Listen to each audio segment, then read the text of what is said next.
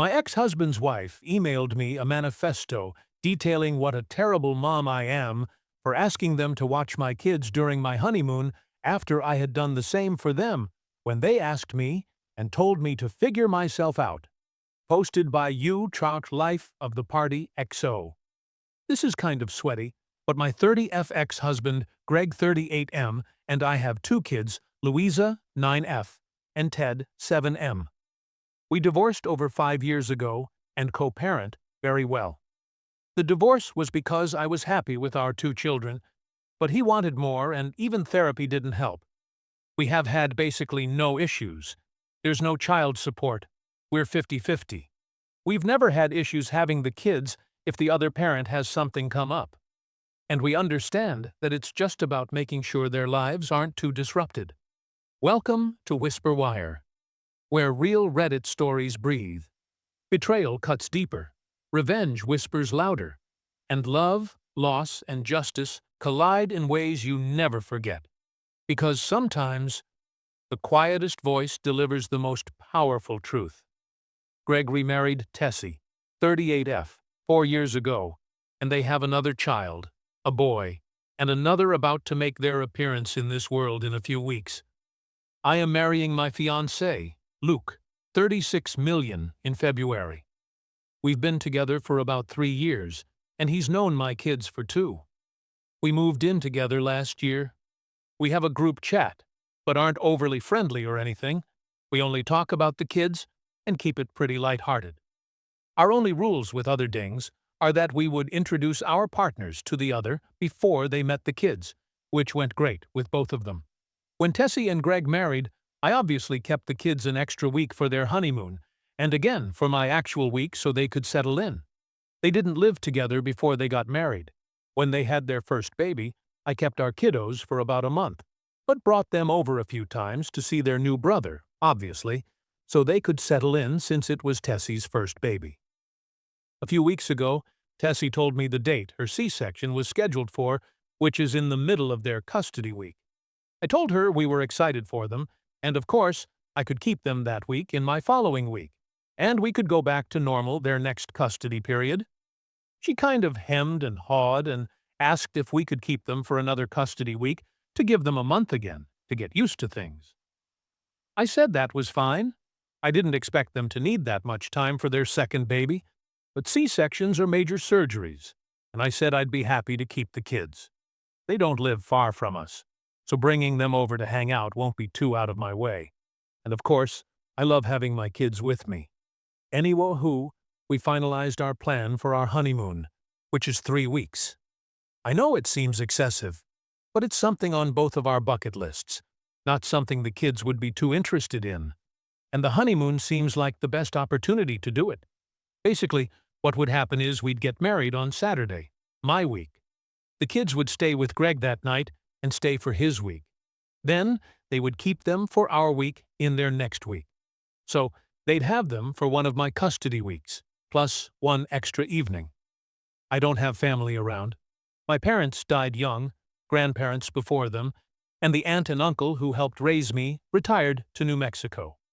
3-hour plane ride plus 2-hour drive at minimum. I have friends who have watched the kids before, but I didn't see a single issue with asking Greg to keep them for a week since it seems like there's a bit of precedent. I texted him the general plan and emailed him a more detailed one with locations, days, times, etc., so he could know where we were, how to contact us if there was an issue.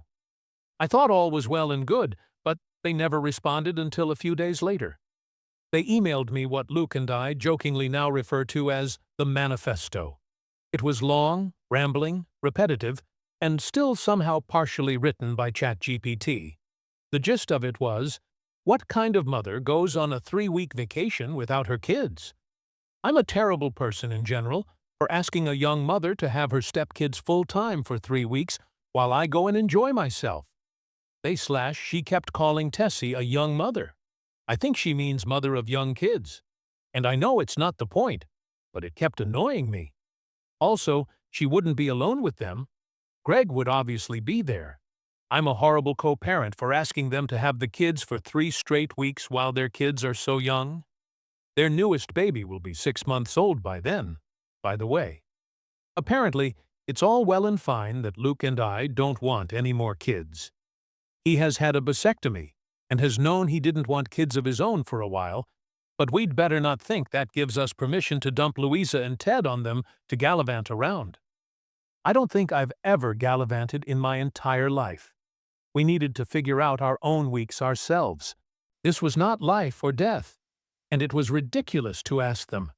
I got petty after this, especially with them acting as if we are constantly dumping the kiddos on them. So, I went through the last 4 years of texts and made a spreadsheet of how many times either of us has asked the other to keep the kids and the duration on an Excel sheet.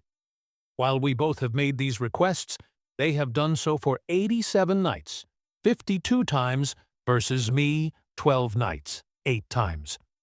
Obviously, this makes sense since they have a baby and I didn't send it to them or anything, but it was good to know I'm not crazy. My friends say I should tell them that fine. I won't keep them during their custody time after their new baby comes. I'm not going to do that. I love my kids and want to see them as much as I can, but I do a lot extra for them. Just some examples. I sometimes, Luke, if he's off work, pick the kids up every single day after school.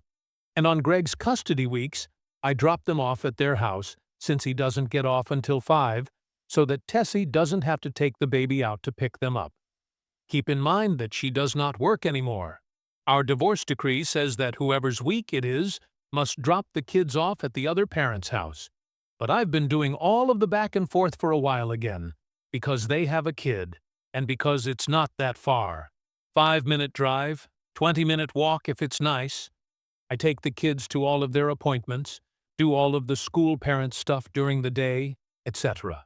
Since I have a super flexible schedule, and Greg's isn't, he would need to use PTO for all of this stuff. We usually split health insurance for the divorce decree.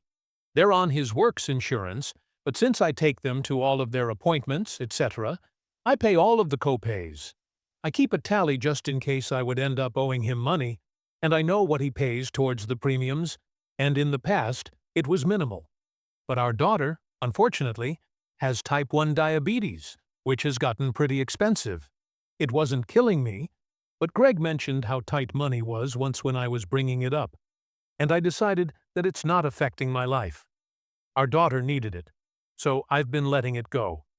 Their son has been in the process of being diagnosed with autism and has pretty bad meltdowns. This is all I know from Greg, so they call me pretty frequently to see if I can come and get the kids for a few hours if things are overwhelming. Of course, I love my kids and spending time with them, but I've had to cancel plans for this, and they have not cared. Greg was in an accident and has been using my old car. I got a new one and hadn't sold the old one yet. It's not worth a ton or anything for the past 7 months with no effort to replace it. Greg travels sometimes for work, and Greg and the kids have a cat over there. Normally Louisa would take care of the litter box if Greg was traveling, but since her diagnosis, and until we get her lab health under some form of control, we both agreed that we don't want her messing with it. They let the cat go outside during the day. Since Tessie has been pregnant, she said she shouldn't have to, and Ted is a little young. He tried, failed, now he helps. LOL. So, I've been doing it. Anyway, these are all benefits for them that I'm going to inform them are ending. I won't go back on my word to have the kiddos after she has her C-section, but the absolute call of them to not do the one thing that I have asked of them and that I've done for them has brought me to this. Most of my friends say I'm not going far enough, but a few have said that it might cause a breakdown in our co-parenting relationship, which would affect the kids. That's really the only thing I care about, so now I'm hesitant. Top relevant comments. Commenter: you would not be the jerk.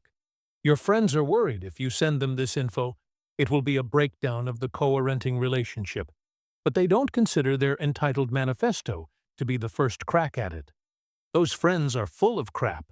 I would send them the Excel spreadsheet and tell them to verify it. Remind them of the flexibility you've given them and that you raised small children without the benefit of a third parent. I would tell them how insulting their manifesto and lack of recognition of your efforts to make their lives easier and blend well with all the kids in mind is the audacity it takes to shame you for taking 3 weeks for your honeymoon when you take the kids to so many things. F them. If they don't wise up, don't take the kids. Stick to the custody schedule and work something out with your friends for your weeks. Op's response: yes, the manifesto was incredibly hurtful and came out of nowhere. We had always gotten along so well.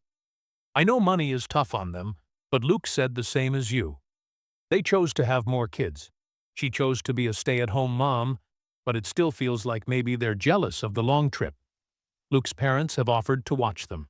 They aren't huge into kids, but like ours and want to help us out.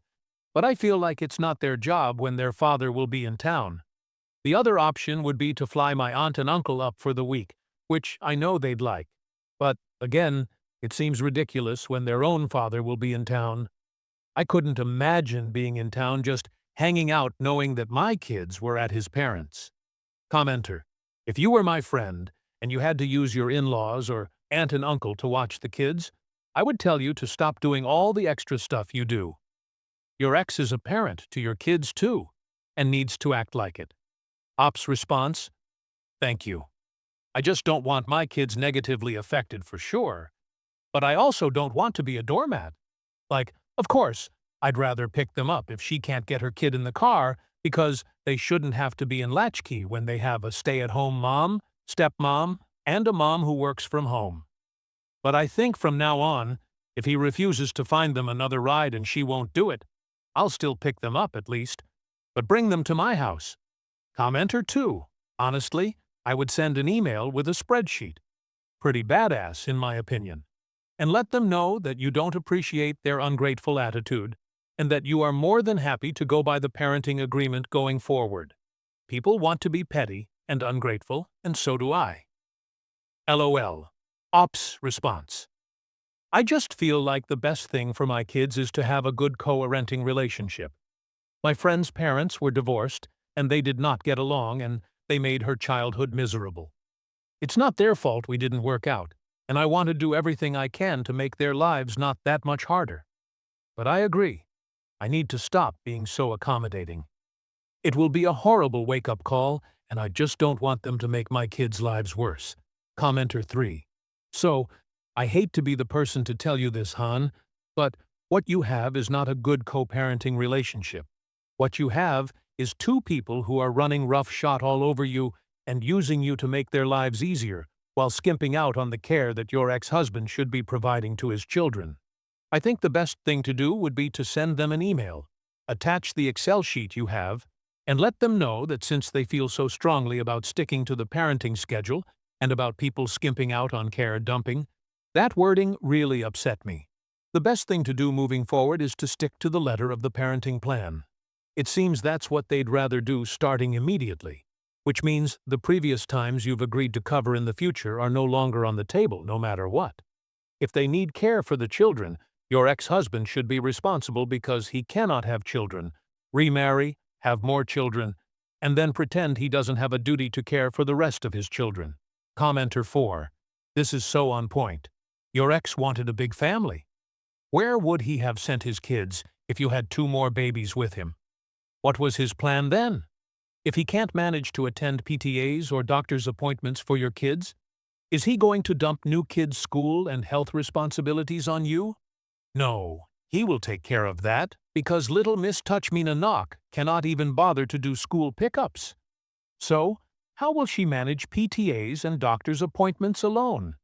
If he can't be there for those instances, why can't he be there for his kids with you? What everyone is saying is right. He is a part-time parent, and you are a full-time one, even with 50-50 custody. Time to step up for yourself and for your kids. I get your sentiment of having your kids more and more. So, keep them for the C-section month, but let the jerks know that it is a trade and they owe you for that. Send that Excel and cancel all the other help. Update 3 days later. Hey everyone, I don't know how to link on mobile, so my last post is in my profile. I got way too overwhelmed with the responses, but like I thought. I was completely being taken advantage of, and the friends telling me to let it go can suck it. JK, I know where they were coming from. They were just wrong. And my egg Greg and Tessie do need to be introduced to my good friend, reality.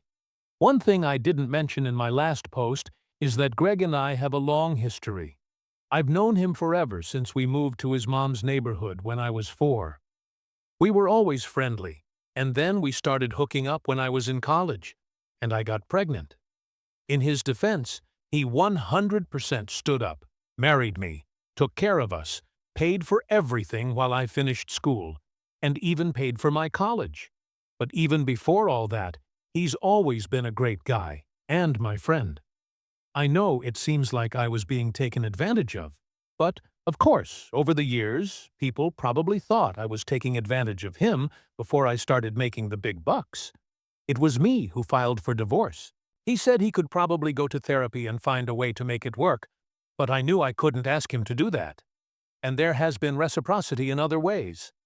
After we divorced, he definitely helped me a lot in setting up my new home before Luke and I got together, doing things like mowing, cleaning the gutters, fixing appliances. Obviously, those things don't happen anymore, but I'm just saying it hasn't always been me doing everything. Finally, all of this has not been thankless. Up until the manifesto, they were incredibly and vocally grateful and appreciative. Doing things for appreciative people is great and makes me feel good. Unfortunately, now that we are living in the post-manifesto era, I don't get any joy from helping them out like I used to. With all that being said, I can't continue bending over backwards for him just because he was good to me before. Anyway, I got pretty mad at myself after my last post and decided to respond to the manifesto. As I was hyping myself up, though, Greg called. I was pretty amped, so I decided to answer. He started by apologizing. He didn't say it directly, but I got the gist that Tessie wrote the email in anger because of how overwhelming everything is. He reminded me that it wasn't just his son's issues. Louisa was also struggling to get her diabetes under control. Any other type 1 parents can probably relate, and she misread my email to think that I was asking them to keep the kids for 3 of my custody periods for a total of 6 weeks.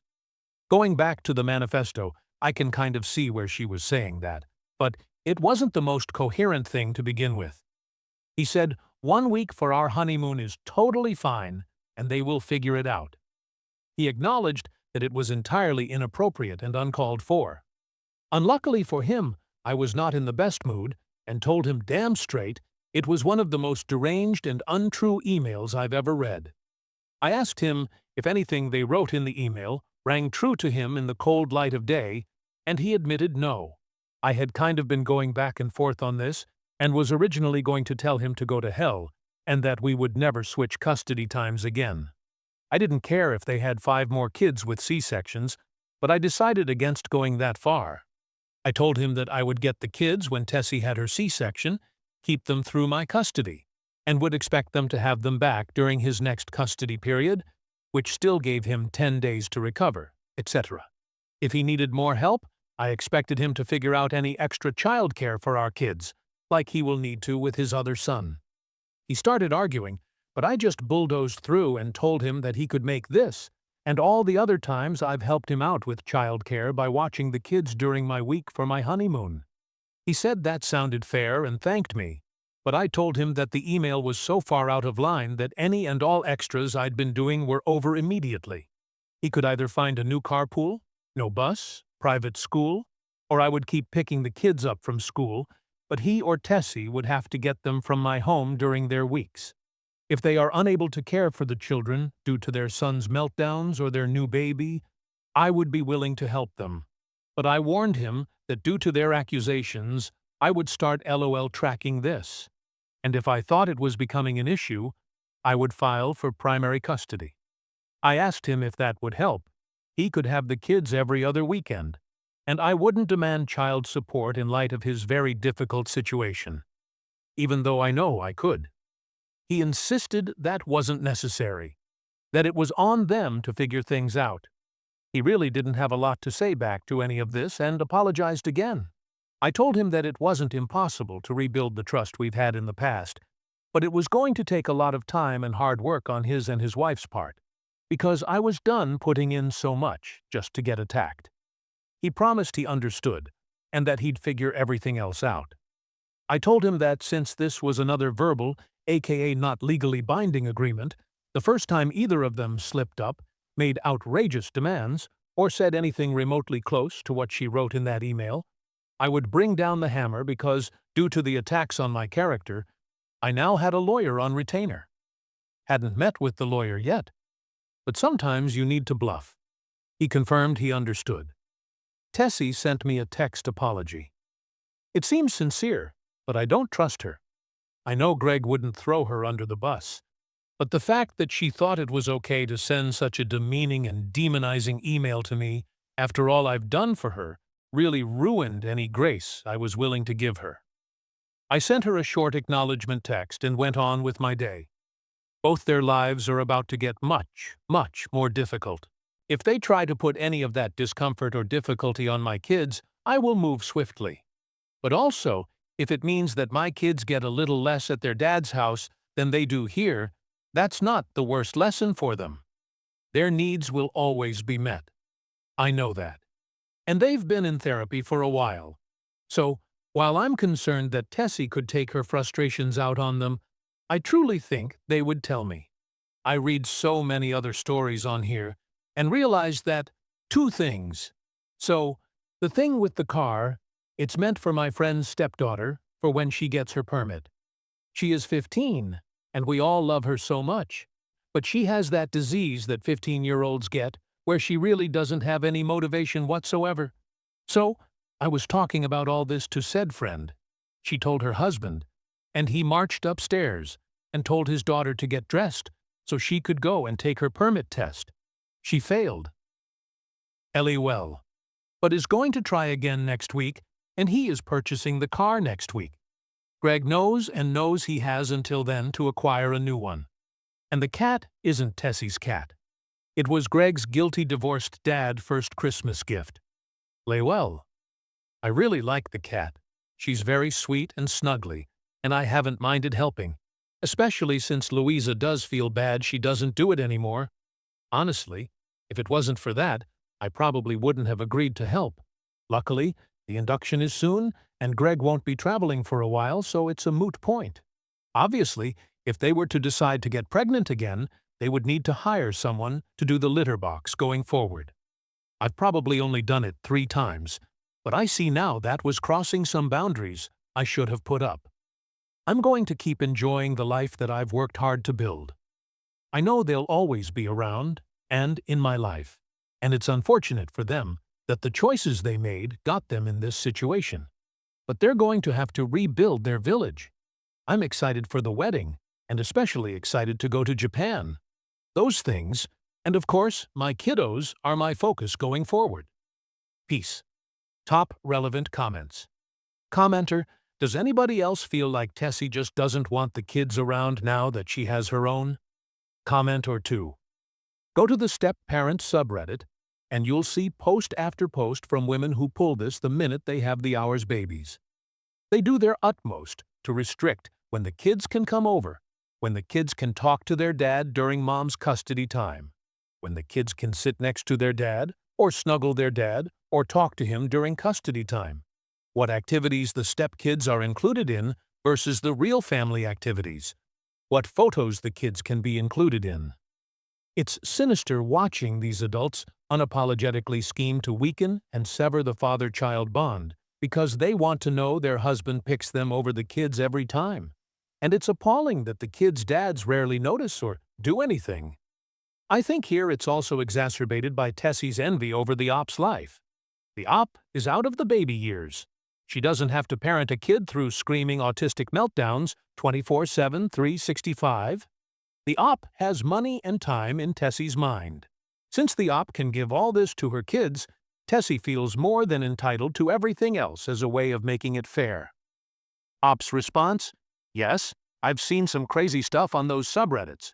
To be honest, I found Reddit because I was Googling some of the verbiage in the manifesto, and it brought me there. I even showed some to my fiancé because I know I'm not in their shoes, and he just said, "They're probably all just bitter and resentful, because nobody becomes a step-parent through forces out of their own control." Commenter 3, 100%, she is sabotaging your good relationship on purpose. Close the group chat and have all communication go through your ex so she can't pick fights without him knowing. She's done well to torch your goodwill with one email. Also, it's a biological thing resource guarding to give your offspring a lift. Ops response. Yeah, well, unfortunately for them, it's a biological thing to stop helping people when you're attacked out of nowhere. This was Whisper Wire, where silence isn't weakness, it's the ultimate revenge. If this story stayed with you, subscribe and join the journey, because tomorrow's whisper might just become the story of your life. Thanks for watching.